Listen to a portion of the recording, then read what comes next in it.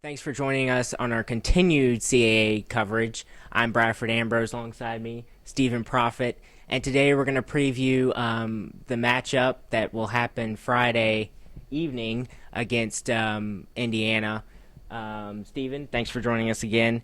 And so we're going to start off by talking about this history of the number 1 seed and 16 seed. It's pretty simple. It's never happened. 16 seeds never beaten a 1. As of tonight, now it's 114 times 16 seed has never come. Well, today they came close. Southern almost got Gonzaga, but still 114-0. Dukes will be looking to defeat all odds tomorrow. They're going against history and Barack Obama. Yeah. President Obama picked Indiana to win it all. So Dukes are trying to defeat the president as well. Yeah. And the Dukes have, they've been having some fun this week. They've got to mix it up. Have a little fun. So the athletic department gave Andre Nation this iPad, and they call it Nation Vision. And so they've been slowly releasing these videos on YouTube throughout the week, and some are actually pretty funny. Oh, they're hilarious. If you haven't seen them, do check them out. Episode 1 is the pilot episode is the best. The Matt Brady rap inside Shenandoah Airport is laugh out loud funny. So yeah, the team is very relaxed for being in the NCAA tournament this week, which may be unusual for a team, but when you do enter the tournament as a 16 seed, like they've said all week, they have nothing to lose. They're here, and as much as this is their job to get this done, it is an experience that Coach Brady and the kids will have for their whole lifetime. So they're very loose with each other, and they're really just grateful and happy to be here. Yeah, I asked Andre Nation about the videos post game after they beat LIU. And he said, yeah, that's the way they act all the time. They have a really good bond with each other. They have a really good time, and they just. Yeah, he said Andre told me today that he'd give Charles Cook, or Cookie as they call him, the award for goofball on the team, with Armand Marks coming in a close second. But yeah, the team just a bunch of goofballs, and they're having a blast this week. Yeah, so I saw Cody Zeller today from Indiana, and You're wow, almost as tall as him. he was tall. You almost got him, Bradford. I think. I had to look up quite a bit. Yeah, Cody Zeller. Yeah. So talk about the size matchup that we'll see. Well, it's a little lopsided, but Yeah. JMU is kind of used to that. They've gone against big guys in the past.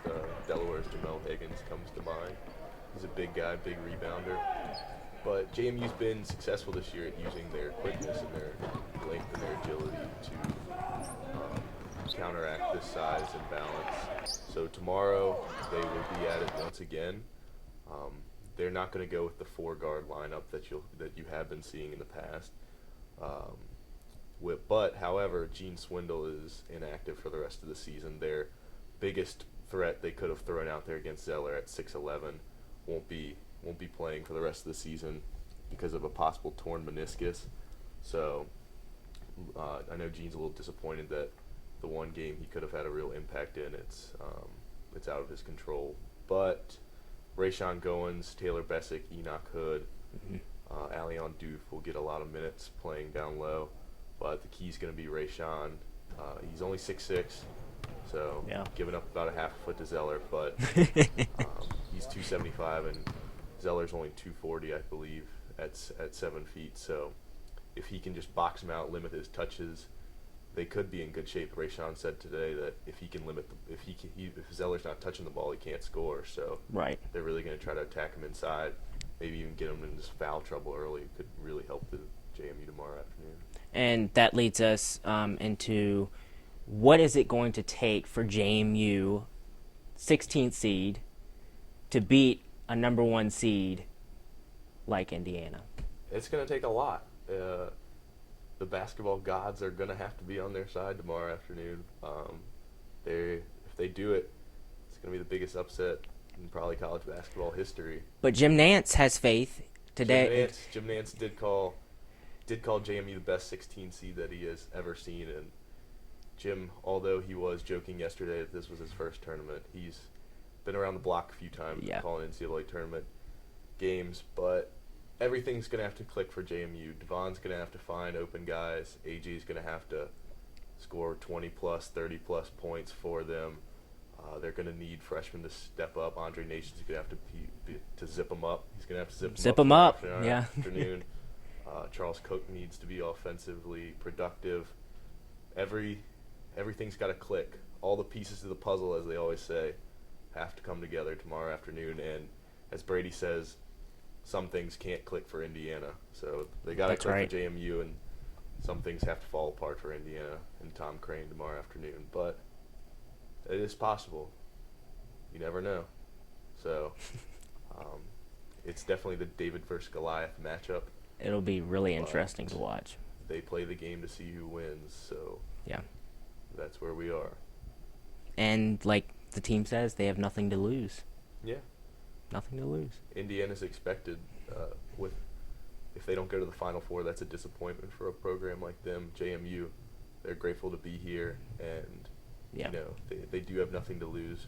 Ray, AJ, Devon getting to play in front of their family, it just means a lot. It's a hometown game, and it's just a storybook ending to their tremendous careers in college. Yeah, JMU has already made history. They hadn't won a NCAA tournament game in 30 years. Yeah, so JMU's doing all right. They'll be hanging a banner next fall in the Convo. Yes, they will. All right, thanks, Stephen, for joining us. Thanks for watching. We'll have continued team coverage at breezejmu.org. At JS the Proffitt. Nice plug. Pictures, story, and video. Thanks for watching. I'm Bradford Ambrose.